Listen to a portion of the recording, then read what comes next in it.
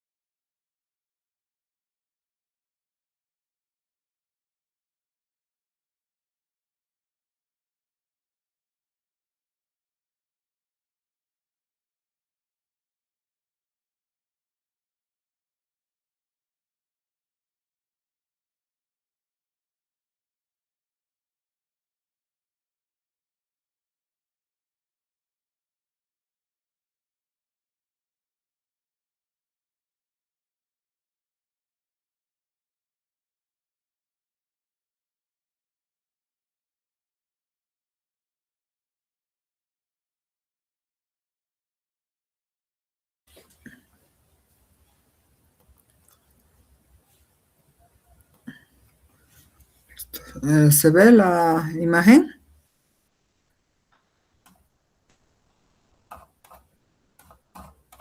Sí, doctora. Muy bien, entonces vamos a iniciar. Buenas noches. La clase de hoy comprende lo que es la cirugía de la vía biliar y las derivaciones biliodigestivas. Empecemos hablando por lo referente a la cirugía de vías biliares y vamos a hacernos ciertas preguntas con las cuales tenemos que empezar y tener claros los conceptos. Primero empezaremos por preguntarnos qué es o a qué se llama explorar la vía biliar. Y como aquí la definición dice, la exploración de la vía biliar es el abordaje o el acceso al conducto colédoco, que es la vía biliar principal, que generalmente tiene como característica la obstrucción o la estenosis. ¿Para qué se explora la vía biliar? La vía biliar se explora para dejarla expedita, o sea, para permeabilizarla de cualquier obstrucción o para que tenga o haya un adecuado trayecto al flujo de bilis. La otra de las preguntas es cuándo debemos explorar la vía biliar. Y para explorar la vía biliar se deben cumplir ciertas indicaciones. Generalmente las indicaciones están dadas por la litiasis coledociana, sea pura como en la coledocolitiasis o con infección en la colangitis. También en lesiones y tumores de la vía biliar y en órganos vecinos como el páncreas, la pancreatitis, estenosis de la vía biliar, algún tipo de malformaciones o dilataciones de la vía biliar sin factores de obstrucción.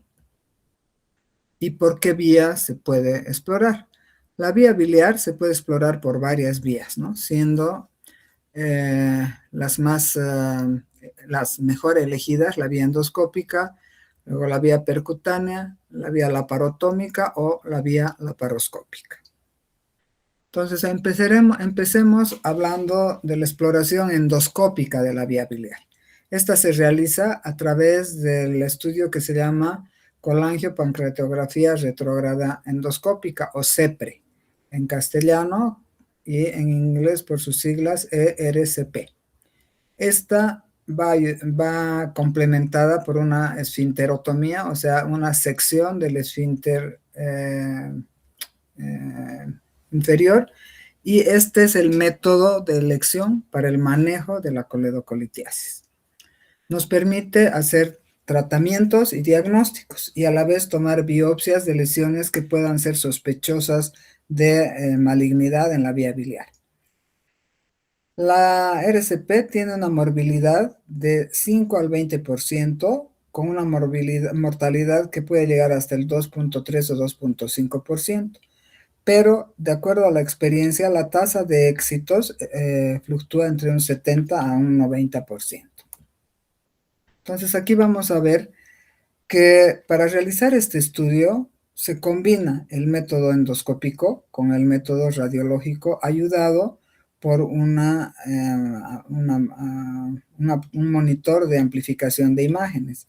Entonces, ¿quiénes hacen esto? Antiguamente, bueno, hasta hace pocos años, esto era un territorio absoluto de los gastroenterólogos. Actualmente Ya con la cirugía endoscópica, también los cirujanos podemos o estamos capacitados para realizar este estudio. Otra de las vías de abordaje de la vía biliar es la vía percutánea, a través del drenaje biliar percutáneo. Este también es un procedimiento intervencionista, también es una combinación de métodos, pero aquí va combinado el método radiológico, o sea, los rayos X, con la ecografía o tomografía. Y el objetivo del drenaje biliar percutáneo es llegar a la vía biliar intrahepática, o sea, la vía biliar central. El drenaje biliar también tiene sus indicaciones y se realiza cuando la RCP ha sido imposible de realizar o ya se han hecho varios procedimientos fallidos. En casos de obstrucciones de la vía biliar, ya sean malignas o benignas, y cuando se intentó hacer una RCP que fue insatisfactoria. También en casos en que hay infecciones de la vía biliar por la obstrucción, obstrucciones altas por encima del conducto cístico, o en casos de pacientes que ya no tienen alcance quirúrgico por neoplasias y se la utiliza como tratamiento paliativo. ¿Cuándo hacer la exploración abierta de la vía biliar?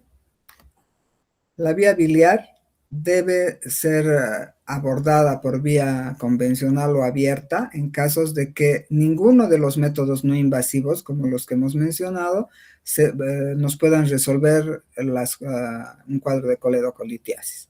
También se realiza cuando por alguna razón se debe hacer una colecistectomía abierta, entonces se aprovecha de la exploración de la vía biliar. En casos de exploración fallida a través de la vía laparoscópica, cuando hay situaciones en las que tenemos infecciones o inflamaciones severas en el triángulo del Calot, y otro de las indicaciones es la falta de recursos o la inexperiencia en cirugía laparoscópica. La vía biliar puede ser explorada en forma de urgencia o en forma electiva. En cualquiera de estas dos formas se debe realizar cumplir ciertos puntos, ¿no? Entre estos está la exploración manual de la vía biliar, realizar una colangiografía intraoperatoria, la exploración instrumental y la exploración endoscópica. Estos son los métodos a través de los cuales se debe realizar una buena exploración por vía abierta. Entonces, ¿qué significa la exploración manual de la vía biliar? La exploración manual se refiere a tocar, explorar y buscar a través de la palpación manual, ¿no? Para esto, generalmente vamos a cumplir también ciertos requisitos y lo importante, ¿para qué exploramos con la mano? Tratando de identificar cálculos en la vía biliar o lesiones tumorales. Para esto requerimos de realizar en forma previa una maniobra de Kocher, que ya fue explicada en la clase anterior.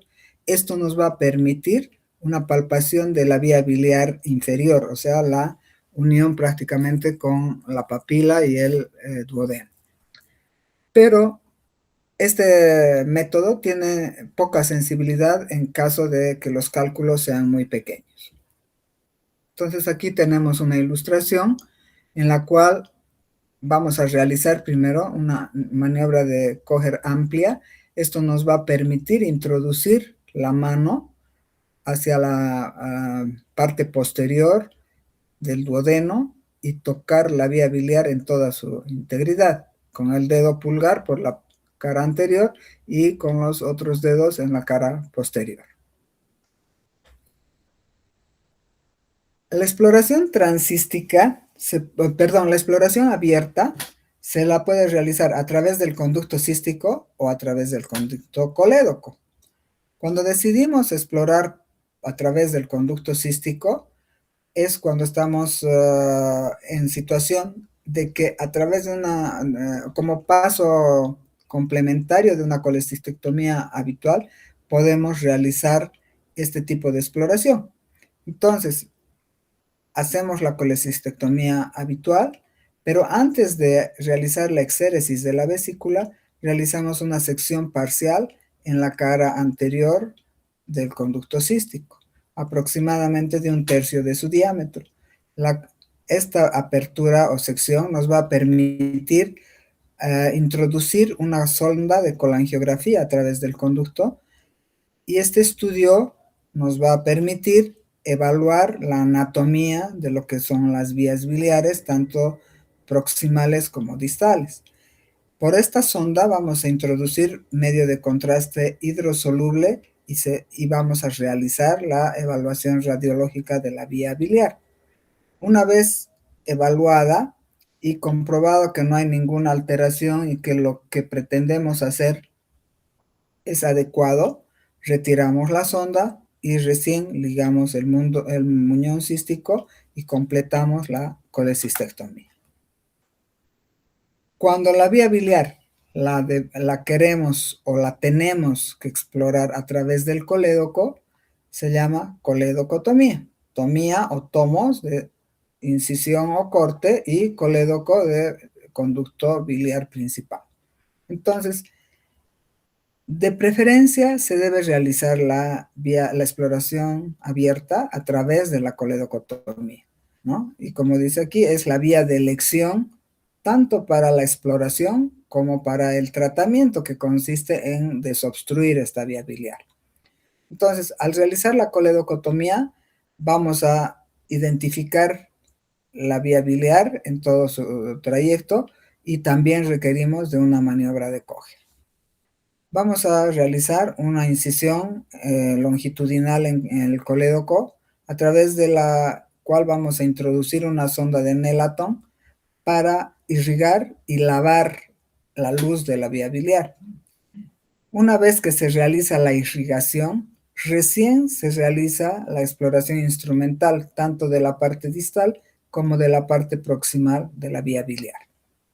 En caso necesario, vamos a insertar una sonda T de Kerk o vamos a realizar una coledocografía primaria y posteriormente el control colangiográfico. Entonces aquí les muestro lo que en un esquema significa la exploración de la vía biliar. Este es el conducto colédoco. Aquí estamos con los conductos hepático izquierdo y derecho. Entonces se realiza una incisión de aproximadamente 2 centímetros en la cara anterior del colédoco. Hay que cuidar de no realizar una incisión muy grande ni muy baja, porque la irrigación del conducto colédoco es muy pobre. Solamente está irrigada por ramas colaterales que vienen a las 3 y a las 6. Entonces hay que tener mucho cuidado con no lastimar la irrigación. Y como les decía, se introduce a través de esta incisión una sonda Nelaton que nos va a permitir realizar irrigación con jeringa y solución fisiológica, tanto de la vía biliar proximal como de la vía biliar distal, y en un porcentaje alto de casos, con solo esta maniobra obtenemos la salida de los cálculos que son la causa de la obstrucción. En caso de que esta maniobra sea insuficiente, podemos utilizar instrumentos accesorios como las canastillas de Dormia o los balones de Fogarty, que nos van a permitir hacer este mismo tratamiento, ¿no? Se introduce el balón o la canastilla, se prensa el lito y se lo extrae. En algunos casos, y sobre todo antes de la era de la endoscopía intervencionista, se realizaba la exploración transduodenopapilar. Para este tipo de exploración se necesita realizar una duodenotomía, o sea, seccionar una incisión en el duodeno que nos permita identificar la papila, realizar una papilotomía y a través de esta realizar una exploración retrógrada de la vía biliar, lo que ahora se hace por vía endoscópica haciendo la RCP. Este procedimiento prácticamente ha sido abandonado. Cuando realizamos la exploración a través de la técnica laparoscópica, también podemos utilizar el cístico y el colédoco para explorar. Cuando lo hacemos a través de la vía transcística, es exactamente igual que en la vía que por la técnica convencional. La única diferencia es el abordaje, ¿no? En este es laparoscópico y en el otro es laparotómico. Entonces, igual, se realiza una colecistectomía habitual y antes de realizar la exéresis de la vesícula, se coloca un clip para evitar que el contraste suba o que la bilis salga y se hace una incisión en el conducto cístico, a través del cual se introduce un catéter que por lo general es entre 12 y 14, se pone otro clip en la parte distal del cístico que nos va a permitir fijar el catéter con el cual vamos a realizar la colangiografía. En algunos centros este estudio es de rutina. Todos los pacientes que se operan de vesícula con exploración de vía biliar deben ser sujetos de realizar una colangiografía. En otros centros, y aquí en general, no realizamos el estudio de rutina. Lo hacemos de acuerdo a la necesidad del caso. Entonces hemos fijado nuestro cístico para que no haya reflujo, introducimos el catéter, fijamos el catéter en la raíz del cístico y procedemos a través de este catéter que está colocado desde la piel e introducido a través de una aguja gruesa o de un puerto accesorio, realizamos la colangiografía. ¿La colangiografía qué es? Es la toma de radiografías con el contraste que vamos a introducir a través de este drenaje para que se pinte, para conocer, para analizar todo lo que es la vía biliar. Entonces aquí vemos el conducto cístico, aquí está el catéter, aquí está el clip, aquí tenemos el conducto cístico, el hepático común, y la bifurcación de los hepáticos, y estos ya son los conductos hepáticos intrahepáticos, ¿no? Una vez que se ha comprobado que no hay ningún stop o ninguna anomalía en esta vía biliar, se procede al retiro de este clip, al retiro del catéter, a poner otro clip a nivel del cuello vesicular y a la ablación quirúrgica de la vesícula. Cuando se realiza el procedimiento a través de una coledocotomía, es exactamente igual que en la vía abierta, ¿no? Siempre se debe hacer en la vía laparoscópica cuando la vía transística es fallida, ¿no? Y se debe colocar 2 riendas en las caras laterales del colédoco, las cuales nos van a permitir traccionar adecuadamente el mismo. Entonces, para este procedimiento laparoscópico necesitamos una óptica de 30 grados. En los otros procedimientos y en la cirugía de vesícula se puede hacer la cirugía con una óptica de 30 y también con una óptica de 0 grados, o sea, de visión frontal. Para realizar la exploración de la vía biliar, como habíamos visto en las indicaciones, tenemos que tener un colédoco dilatado, que esté a más de 8 milímetros de diámetro. Debemos contar con un adecuado instrumental para explorar la vía biliar.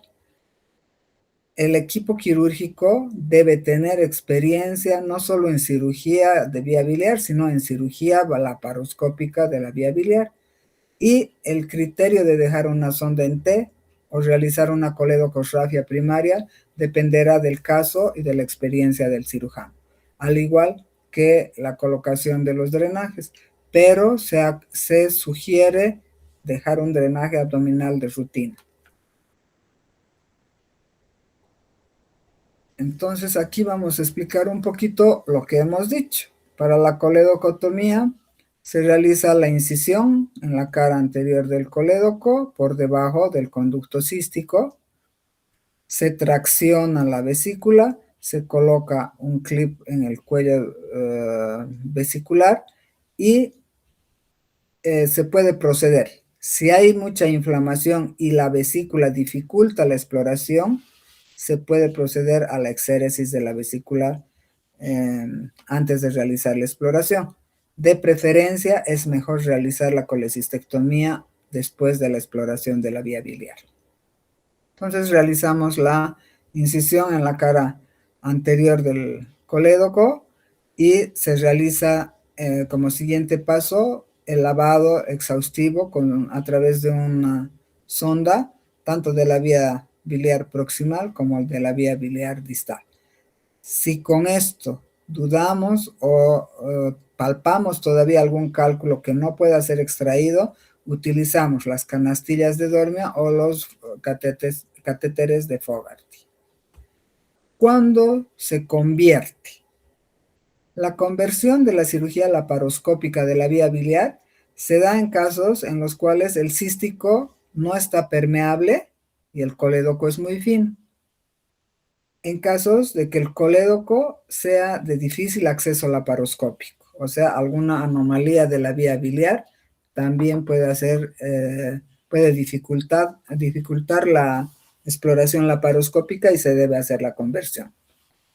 Cuando la litiasis coledociana es múltiple, es otra indicación, ya que se pueden retirar algunos cálculos, pero no todos. En estos casos es mejor convertir y realizar el tratamiento por la vía convencional. Por supuesto, como ya dijimos, que se necesitaba experiencia del equipo quirúrgico. Si esta no se tiene, es una indicación de conversión. Y también la disponibilidad de instrumental o equipo adecuado, carente en algún centro, hace que necesitemos la conversión. ¿Qué complicaciones tiene la exploración de la vía biliar? En un 15% hay filtración biliar. La litiasis residual está presente en 2 o 4%. Por manipulación, la pancreatitis tiene un porcentaje importante, hasta un 8%. Y lo más grave, que es la lesión de vía biliar, que está ya estandarizada y hasta ahora no se puede modificar, que fluctúa entre el 2 y 2,5%. La morbilidad del procedimiento laparoscópico es de un 8% y su mortalidad es menor a 1%. En la otra parte de la clase se refiere a las derivaciones o derivación biliodigestiva.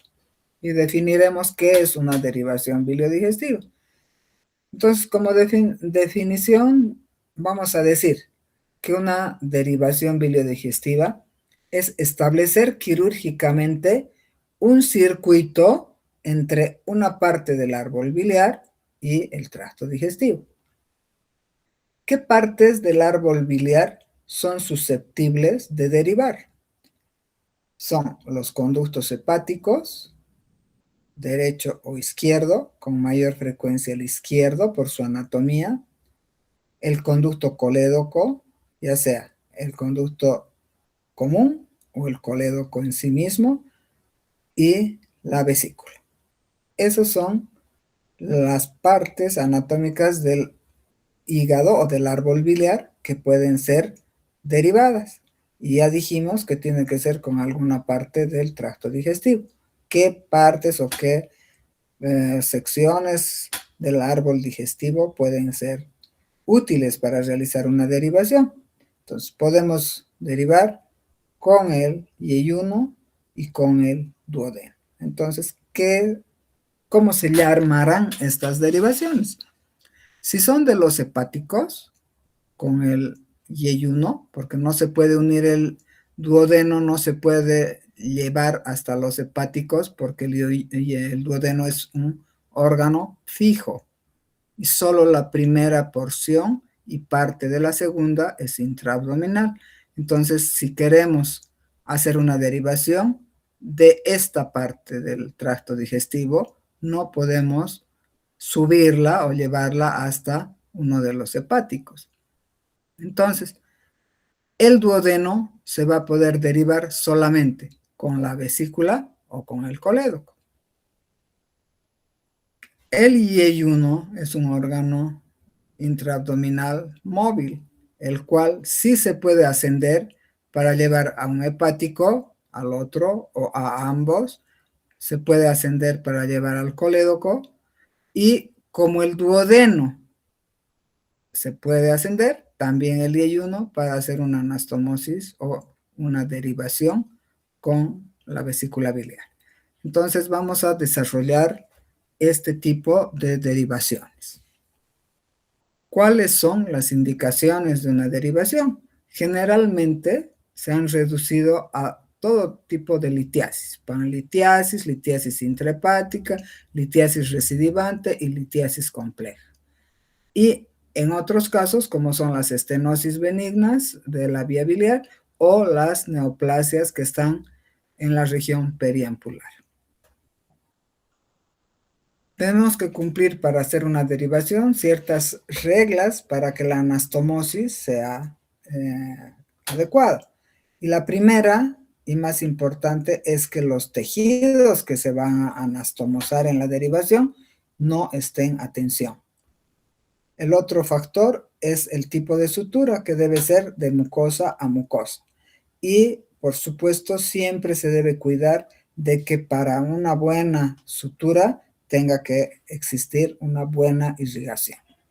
Entonces vamos a ver la clasificación de estas derivaciones. Las derivaciones biliodigestivas pueden ser extrahepáticas o intrahepáticas. Las intrahepáticas pueden ser con el conducto izquierdo, o sea, intrahepático ducto anastomosis izquierda. Pueden ser con el yeyuno, que son hepático o intrahepático yeyunostomía izquierda también, y la intrahepático yeyunostomía bilateral. Estas son las derivaciones que se realizan prácticamente dentro del hígado. Fuera del hígado, las derivaciones pueden ser proximales y distales. Las anastomosis en las derivaciones biliodigestivas proximales pueden ser la colédoco yeyunoanastomosis o colédoco yeyunostomía, la colecisto yeyunostomía o colecisto yeyunoanastomosis, y la hepático yeyunoanastomosis laterolateral. Dentro de las distales tenemos la colédoco duodenostomía transduodenal. Vamos a referirnos en forma global a las más utilizadas y a las más importantes. Entonces, ciertas consideraciones debemos guardar, y son consideraciones en relación a las anastomosis y a las suturas. Como dijimos, para una buena anastomosis no debe haber tensión, siempre debe realizarse en tejido sano, de preferencia con una vía biliar dilatada, y los puntos que se realizan deben ser espesor total en la pared biliar y puntos mucosos solamente en el plano digestivo. El tipo de suturas siempre debe ser reabsorbible, como el monocril o el nylon. Y la consideración más importante es que si hacemos una derivación, tenemos que asegurarnos de que la vía biliar tenga un buen drenaje.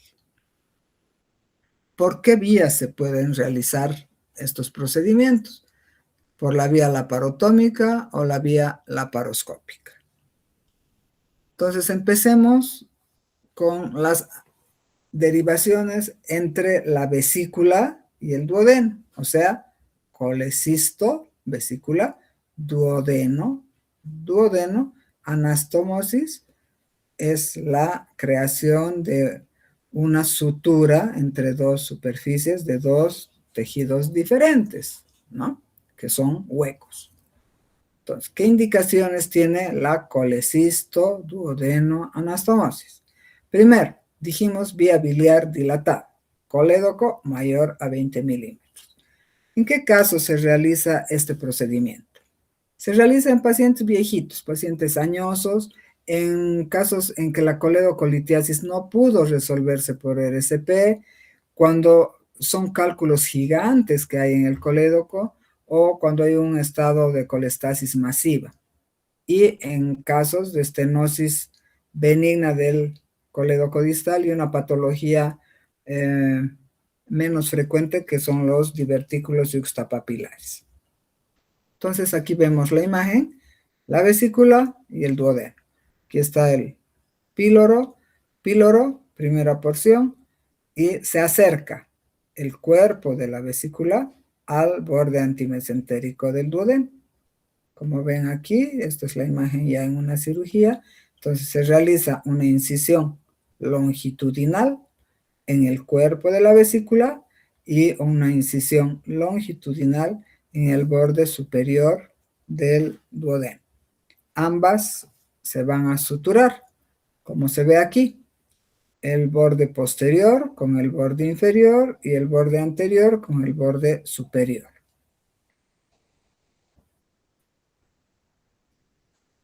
Ahora, ¿qué hemos hablado de la vesícula con el duodeno? Ahora vamos a hablar del colédoco con el duodeno, o sea, una colédoco-duodenostomía o colédoco-duodeno-anastomosis. También, requisito principal, dilatación del colédoco, mayor a 1,5 centímetros. ¿En qué casos vamos a utilizar el colédoco con el duodeno? En casos de coledocolitiasis recurrente. O sea, se opera, se resuelve por RCP y al tiempo vuelven a aparecer litos en el colédoco. Esta coledocolitiasis puede ser recurrente y puede ser simple o puede infectarse provocando una colangitis. Otra de las indicaciones son las estrecheces o estenosis, tanto de la estrechez de la ampolla, ya sea benigna o maligna, o estenosis debidas a problemas iatrogénicos. Entonces, ¿qué contraindicaciones? Hemos hablado de las indicaciones. ¿Cuándo no debemos hacer una colédoco-duodeno? En casos de que el paciente tenga úlcera duodenal o pancreatitis. ¿Y qué técnica utilizamos? Para realizar una colédoco-duodenostomía se debe realizar una colecistectomía. Se debe realizar la incisión en la cara anterior del colédoco, una maniobra de Kocher. Se debe realizar una incisión en el borde antimesentérico del duodeno y decidir algún tipo de anastomosis. Este puede ser lateral o término lateral. Y aquí vamos a ver una imagen. Entonces aquí tenemos la vesícula, el conducto cístico, el conducto hepático común por encima y el conducto colédoco por debajo. Y aquí tenemos el duodeno, borde superior. Entonces, se puede realizar esta anastomosis de dos tipos, hemos dicho, ¿no? Lateral o término lateral. Entonces, cuando realizamos una anastomosis lateral, debemos realizar una coledocotomía transversa y una duodenotomía longitudinal en el borde antimesentérico o borde postero superior. El tamaño de las incisiones va a estar relacionado a la dilatación de la vía biliar. Mientras más dilatada la vía biliar, nos va a permitir realizar una coledocotomía y una duodenotomía un poco mayor, más grandes. Y como hemos dicho en las consideraciones generales, la anastomosis siempre debe ser con sutura absorbible.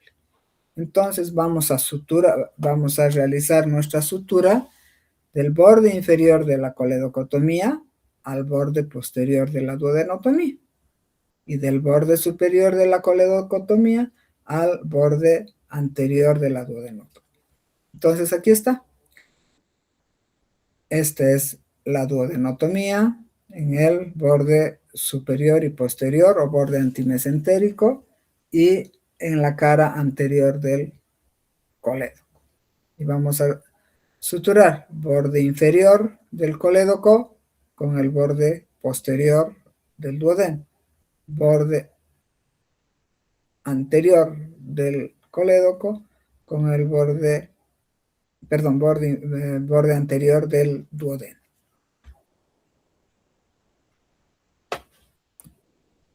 Y aquí tenemos las laterolaterales transversas.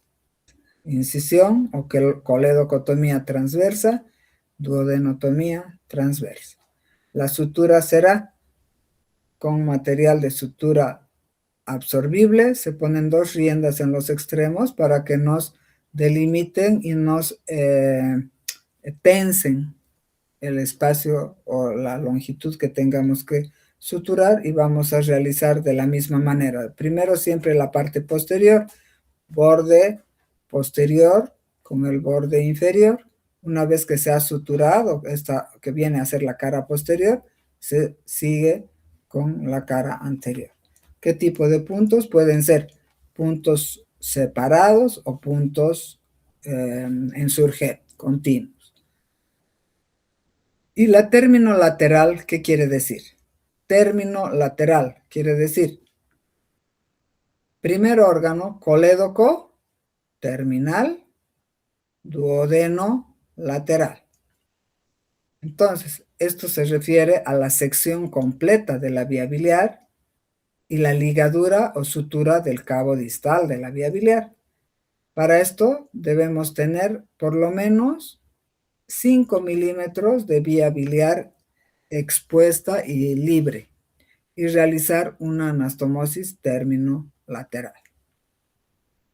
Y esta es la anastomosis término-lateral.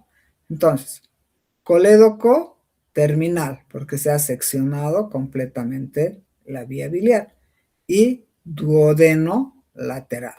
Entonces, duodeno lateral, el duodeno está indemne y solo vamos a hacer una incisión y una duodenotomía en el borde antimesentérico. Estas deben ser, por supuesto, de una longitud correspondiente. Si la vía biliar es de 2 centímetros, pues la duodenotomía tendrá que ser de 2 centímetros para que en la sutura ambos órganos se correspondan. Y se empieza de la misma manera, la cara posterior y después la cara anterior, con sutura no absorbible. Entonces hemos hablado hasta ahora de las derivaciones con duodeno. Y como dijimos al inicio, también las derivaciones se pueden hacer con el yeyun. Para esto debemos seguir ciertas normas, y una de esas es la confección del asa yeyunal. El asa yeyunal se llama al segmento de yeyuno que nos va a servir tanto para la derivación con la vía biliar como para la restitución del tránsito intestinal. Para esto debemos fijarnos en el ángulo de Treitz y a partir del ángulo de Treitz tomar la primera o segunda asa. Esto vale decir que van a ser entre 15 a 25 centímetros después del ángulo de Treitz. Para realizar la separación o la partición del intestino, debemos visualizar y localizar la arcada vascular, y esto se realiza por transiluminación. Y el material de sutura que se utiliza para este procedimiento generalmente es el Vicryl, la polidioxanona, o el Maxon, que son suturas no absorbibles, y el diámetro de las suturas debe ser del 3 o del 4 ceros, o sea, son suturas muy delgadas. Entonces vamos a ir con la parte distal del asa yeyunal. Se llama la parte distal porque a este nivel vamos a realizar la sutura o anastomosis yeyuno-yeyunal, que es la que nos va a permitir restituir el tránsito. Hemos hablado en en la diapositiva anterior que la parte proximal la vamos a realizar en la primera o segunda asa yeyunal. El pie de la anastomosis o de la restitución que se llama sutura intestinal va a estar a 70 centímetros debajo de la anastomosis biliodigestiva. O sea, dijimos que la longitud de asa yeyunal que debemos elegir está entre la primera y segunda asa yeyunal. Esto nos va a representar aproximadamente 20 a 25 centímetros. Esta asa, que es la proximal, es la que vamos a ascender para hacer nuestra anastomosis con la vía biliar. A 70 centímetros de donde va a ser esa anastomosis, vamos a realizar una nueva anastomosis, que es la anastomosis yeyuno-yeyunal, la cual nos va a permitir la restitución del tránsito intestinal. Esta puede ser término lateral o laterolateral. El tipo de sutura que se utiliza puede ser manual o suturas mecánicas o las grapas, ¿no?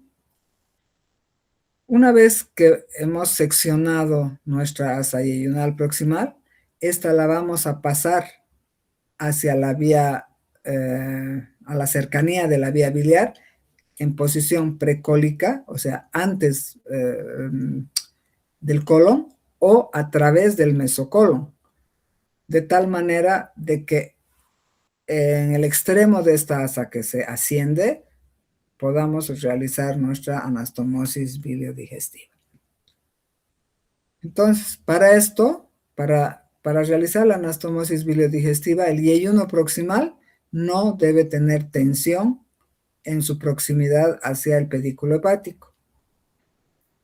Se puede realizar ya sea una anastomosis laterolateral o término lateral en la convexidad del asa, o sea, en el borde antimesentérico. Y después, hecha esta anastomosis propiamente dicha, realizamos la anastomosis en yeyuno-yeyunal o el segmento del pie en posición inframesocólica. Todo lo que les he hablado se resume en esto. Entonces aquí tenemos el duodeno, este es el colon transverso, todo lo que está por encima se llama supramesocólico, todo lo que está por abajo inframesocólico. Cuando se abre una brecha del mesocolon o del mesenterio y a través de esta se introduce una asa, se llama transmesocolónica. Cuando esta asa se maneja por delante del colon, se llama antecólica o precólica. Entonces, esos términos para que entiendan la explicación. Primer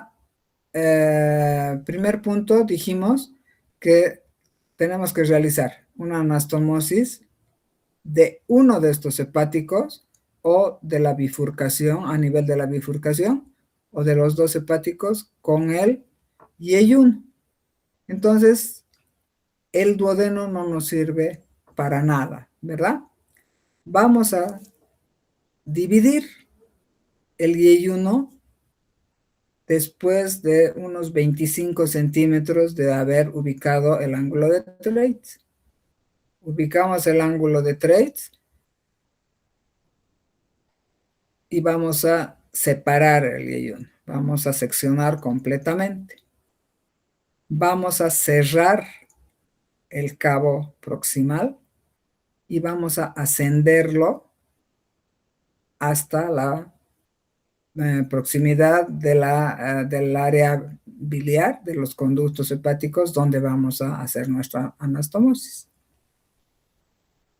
70 centímetros por debajo vamos a realizar la restitución del tránsito, haciendo una yeyuno anastomosis, en este caso lateral.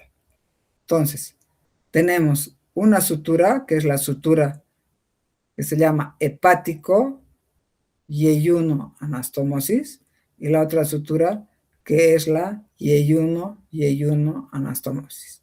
Entonces, la I de Roux es este procedimiento, hacer la anastomosis alta con un asa yeyunal que sea ascendido por el, en este caso es transmesocolónica, ¿no? Y hacer la otra anastomosis a 70 centímetros del ángulo de Treitz en forma lateral.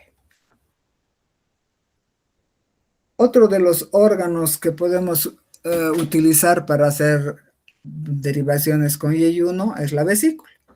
Entonces, realizamos las colecisto Y1 anastomosis o colecisto Y1ostomías en ciertos casos, como el cáncer ampular, cáncer de páncreas con obstrucción duodenal, y generalmente los pacientes que se someten a este procedimiento, que es, digamos, entre las derivaciones, una de las más sencillas, son los pacientes que ya no pueden ser operados, que están en muy malas condiciones y tienen una expectativa de vida muy reducida. No se debe hacer este procedimiento con vesícula cuando hay piedras, ¿no? Colelitiasis, o cuando hay una inflamación ya de la vesícula, como una colecistitis, o cuando el cístico es muy estrecho y no nos va a permitir un buen drenaje. Y aquí en la figura tenemos, antes habíamos hablado de la colecisto duodeno, ahora estamos hablando de la colecisto Y1 anastomosis. Entonces se asciende un asa y, al igual que en el anterior procedimiento, borde antimesentérico, cuerpo de la vesícula, y se hace la anastomosis que nos va a permitir drenar la vía biliar. Entonces aquí tenemos el esquema de lo que es una colecisto-yeyunostomía. Aquí tenemos la vesícula y el yeyun, ¿no? Hemos ascendido esta asa, ponemos 2 puntos de tracción para tensionar el sitio de la sutura y realizamos primero la cara posterior y una vez terminada esta, la cara anterior para que quede de esta manera. Y aquí está en la cirugía ya en vivo la vesícula. Este es el fondo vesicular y aquí estaría el cístico y este es el borde antimesentérico del yeyun. Entonces se van a realizar una colecistotomía, una yeyunotomía y se van a unir o anastomosar ambos órganos. Otro de los órganos que podemos derivar con el yeyuno es el colédoco. Para esto se requiere realizar una colecistectomía habitual y se requiere hacer una sección de la vía biliar, lo que nos va a permitir hacer una anastomosis lateral o término lateral.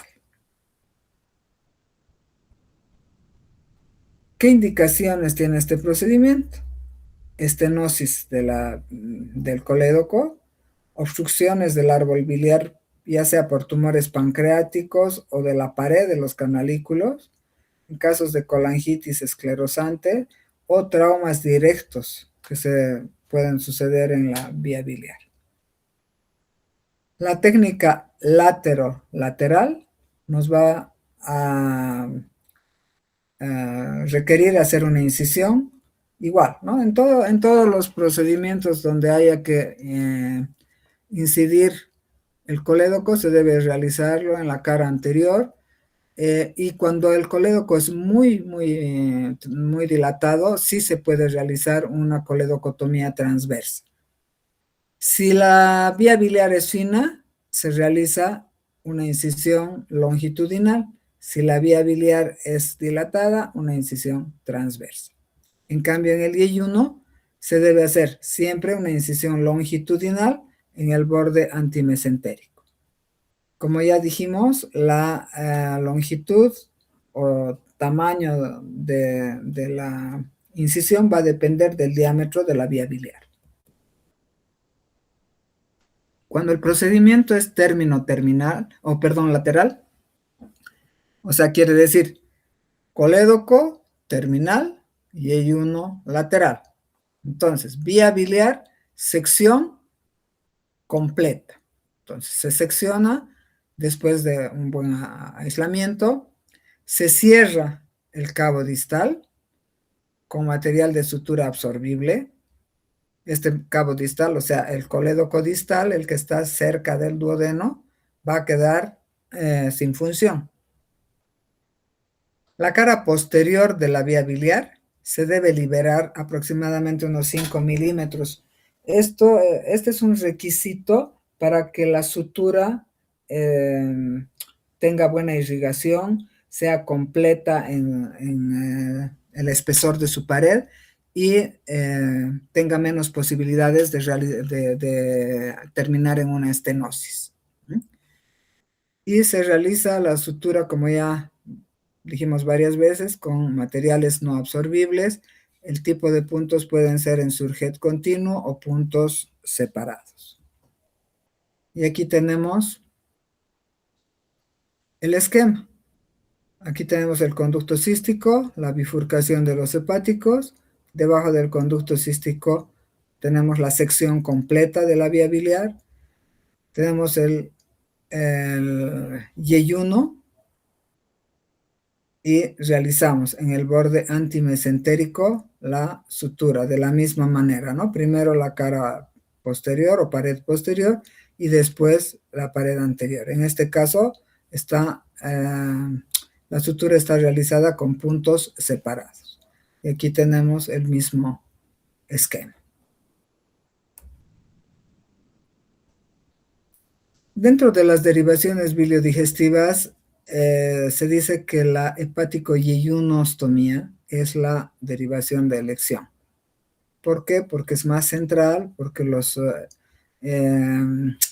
problemas de retención de cálculos, estenosis y todo eso, a nivel del hepático son más seguros y pueden ser mejor controlados. Para hacer este procedimiento, que es un procedimiento más elaborado, más difícil, se debe realizar una disección completa del hilio hepático. O sea, el hilio hepático ya prácticamente es el parénquima hepático, el cual debe ser removido, preservando la irrigación arterial. ¿Hasta dónde se debe realizar la disección? Hasta identificar completamente el conducto lesionado y quedarnos en un nivel de tejido sano.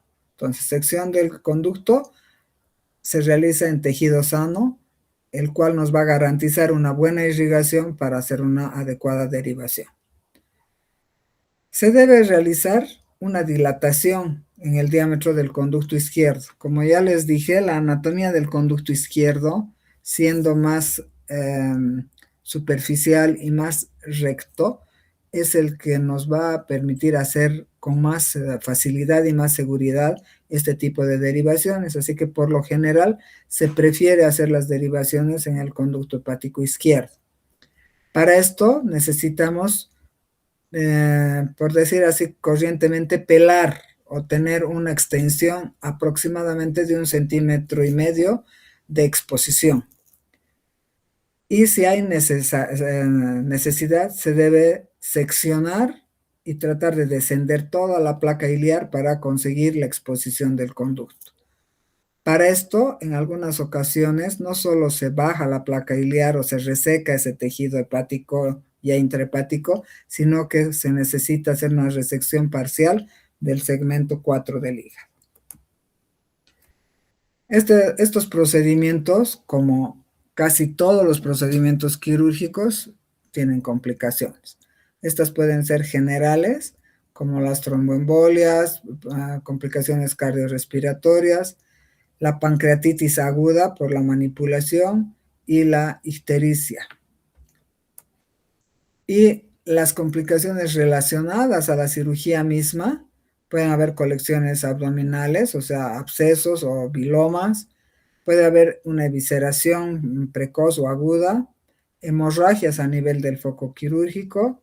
Cuando hay lesión de la arteria hepática se nos presenta la hemobilia y puede haber fuga biliar o dehiscencia de las anastomosis, tanto externas o a nivel intraperitoneal.